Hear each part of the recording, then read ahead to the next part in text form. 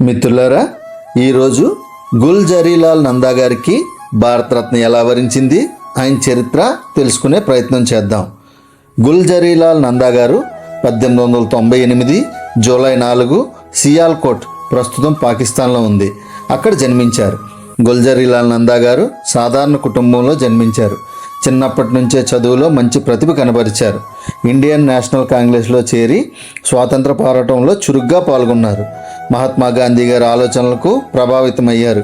కార్మిక ఉద్యమాల్లో ప్రముఖ నాయకుడిగా ఎదిగారు. భారత ప్రభుత్వంలో పలు ముఖ్యమైన పదవులు చేపట్టారు. 2 సార్లు తాత్కాలిక ప్రధానమంత్రిగా పనిచేశారు.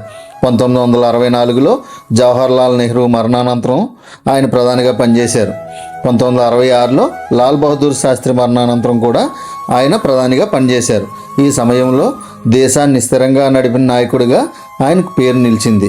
కార్మిక సంక్షేమానికి ఎంతో కృషి చేశారు. లేబర్ పాలసీలు, కార్మిక చట్టాల రూపకల్పనలో కీలక పాత్ర పోషించారు. చాలా సరళమైన జీవితం గడిపారు. నిజాయితీ, నిష్పక్షపాత నాయకత్వానికి ప్రసిద్ధి. అధికారంలో ఉన్నప్పటికీ ఎలాంటి ఆస్తి కూడబెట్టలేదు. గుల్జరీలాల్ నందా గారు దేశానికి సేవ చేయడంలో ఎప్పుడూ ముందుండేవారు.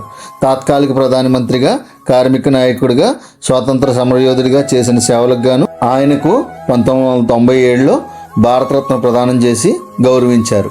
Thank you.